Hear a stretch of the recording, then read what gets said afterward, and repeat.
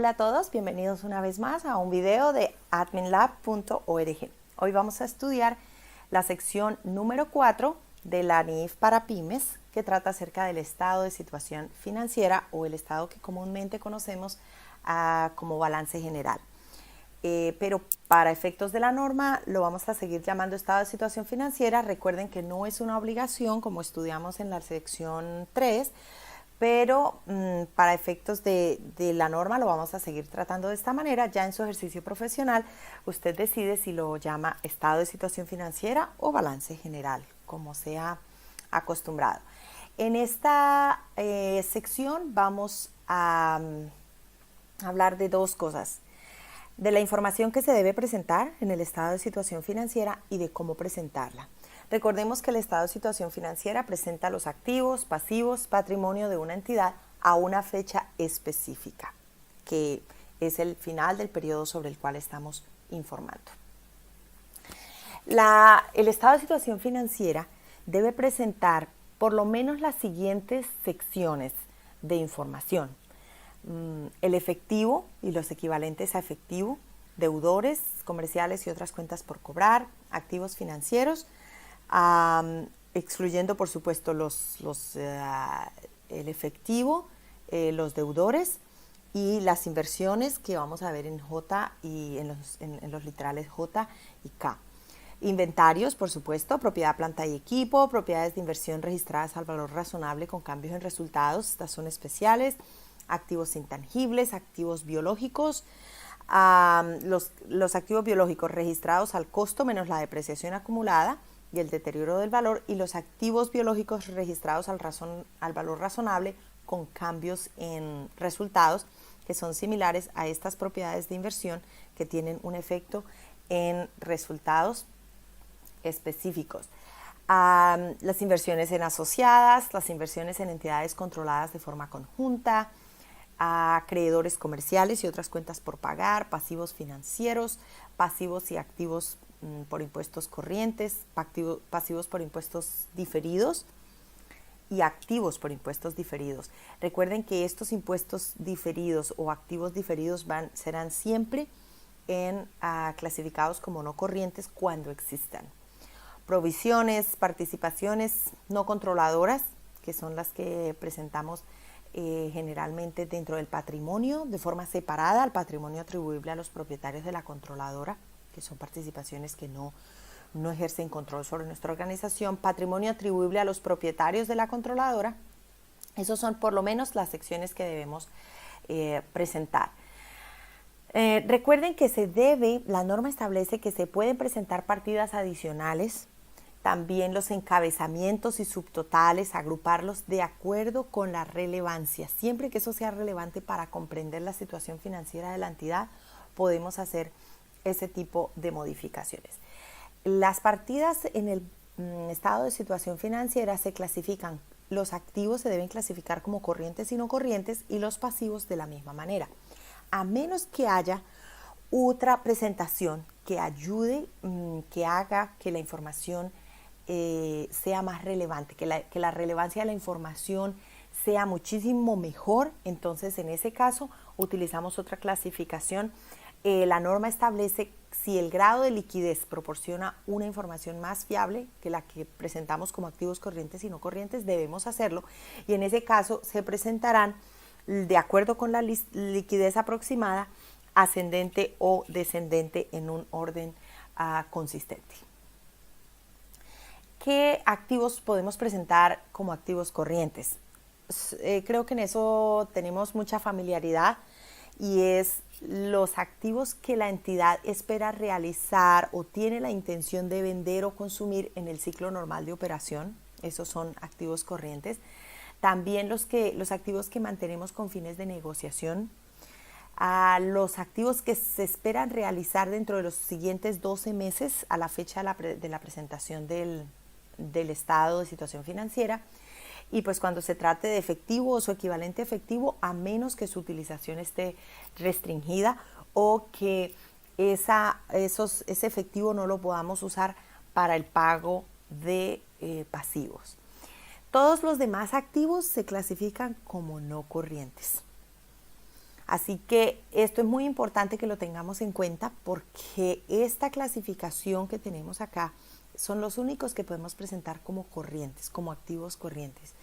Cuando el ciclo normal de operación no sea claramente identificable, se supone que es 12 meses y para el caso colombiano es el mismo, 1 de enero al 31 de diciembre de cada año. Pasivos corrientes. De la misma manera, los pasivos corrientes son los que esperamos liquidar en el transcurso del ciclo normal de operación de la entidad o cuando mantenemos un pasivo principalmente con el fin de negociar o cuando los pasivos deben liquidarse dentro de los 12 meses siguientes a la fecha en que se informa o cuando la entidad no tiene derecho incondicional para aplazar o cancelar un activo dentro de los 12 meses siguientes a la fecha en la que se informa. Así que en esos casos son corrientes, todos los demás son pasivos no corrientes. El orden y el formato que presenta la norma no son obligatorias. Esas son una lista de partidas que son suficientemente diferentes en su naturaleza o función y justifican que se presente por separado en el estado de situación financiera. Se pueden incluir otras partidas cuando eso sea relevante y para que eso sea relevante analizamos por lo menos el tamaño de la partida, la naturaleza de la partida, la función de esa partida o del grupo de partidas que querramos presentar por separado. Se puede modificar, claro, la denominación y ordenación de esas partidas. ¿Qué es lo que tenemos que tener en cuenta para hacer eso? La naturaleza de la entidad y de sus transacciones, pero especialmente que esos cambios que hagamos, esas modificaciones, esas agrupaciones, estén dirigidas a presentar información relevante. Eso es lo más importante en cualquier cambio de agrupación o en cualquier agrupación que nosotros hagamos de los estados, del estado financiero, de los estados financieros en general, del estado de situación financiera específicamente para este caso. Para presentar partidas adicionales por separado, tenemos que hacer una evaluación de todo lo siguiente. Para el caso de los activos, tenemos que evaluar los importes, la naturaleza y la liquidez. Y además la función de los activos dentro de la entidad. Para el caso de los pasivos debemos analizar los importes también, la naturaleza y el plazo en el que debemos pagar esos pasivos. Esos criterios los tenemos en cuenta para hacer nuevas agrupaciones. Algunas subclasificaciones son obligatorias dentro del estado de situación financiera o en las notas. Y en este caso hablamos de las propiedades planta y equipo que debemos clasificarlas adecuadamente para la entidad agrupadas, los deudores comerciales y otras cuentas por cobrar que se muestren por separado, los importes por cobrar, por ejemplo, de partes relacionadas, de terceros, de ingresos acumulados o de vengados pendientes de facturar. Se deben presentar por separado. El caso de los inventarios, debemos separar los inventarios que tenemos para la venta de los inventarios que están en proceso de producción y los inventarios de materias primas o suministros que tenemos en la entidad. Para el caso de acreedores comerciales y otras cuentas por pagar, debemos presentar por separado cuáles proveedores, qué son cuentas por pagar a partes relacionadas, asociadas, subsidiarias, filiales y los ingresos diferidos y acumulaciones o devengos. También para el caso de las provisiones debemos separar las provisiones por beneficios a los empleados de otras provisiones. Y las clases de patrimonios debemos separar el capital desembolsado, primas de emisión, ganancias acumuladas, partidas de ingreso y gasto, que como requiere esta NIF se reconocen en el otro resultado integral, que ya vimos en la sección 3 y que se debe presentar por separado también en el patrimonio. Para el caso del patrimonio, cuando estamos hablando de entidades que cotizan, que tienen su capital es en acciones, debemos revelar al menos estas 7 características del capital en acciones. El número de acciones autorizadas, el número de las acciones emitidas y pagadas, también de las no pagadas, el valor nominal de esas acciones, y si no tienen valor nominal debemos decir también eso, Una conciliación entre el número de acciones en circulación al principio y al final del periodo se debe presentar. También los derechos y privilegios y restricciones correspondientes a cada clase de acciones. Hay acciones que tienen derecho a voto, hay acciones que no tienen derecho a voto. Todas esas clasificaciones deben presentarse con el número de acciones que están afectadas por esas restricciones o privilegios o derechos. Las acciones de la entidad que son mantenidas por la entidad y las acciones cuya emisión está reservada. Además, se debe presentar una descripción de cada reserva que figure en el patrimonio. Para el caso de las entidades que no son por acciones, que tienen otro tipo de conformación societaria, como el caso nuestro, el caso de la sociedad limitada, que este caso aquí aplica para todas las sociedades por acciones, las completas, las normales, que conocemos sociedades por acciones y las sociedades por acciones simplificadas. Pero cuando no son acciones, sino que son como sociedades limitadas, participaciones y otro tipo de capitales, debemos presentar esa misma información que hablábamos para las sociedades por acciones, pero aplicada al tipo de fórmula societaria o de capital que nosotros estemos utilizando, que sea aplicable a la entidad. Se debe presentar, por supuesto, los cambios producidos en el periodo, cada una de esas categorías que componen el patrimonio y los derechos, privilegios y restricciones asociados a cada uno.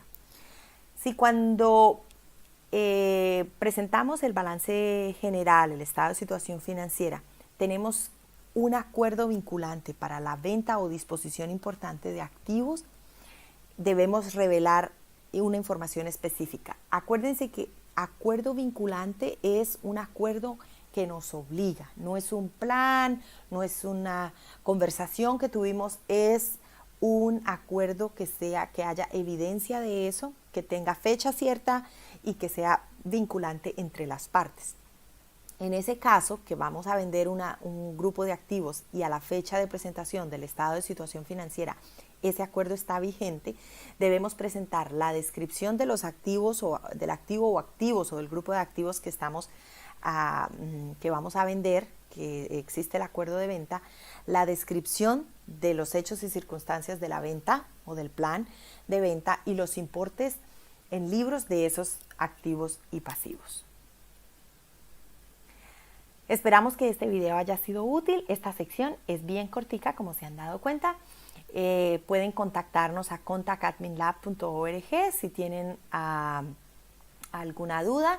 Pueden seguirnos en Twitter o pueden suscribirse también a este canal en YouTube, donde vamos a continuar presentando secciones de la NIIF para pymes y aprendiendo más acerca de la aplicación de esta norma. Muchas gracias por su atención.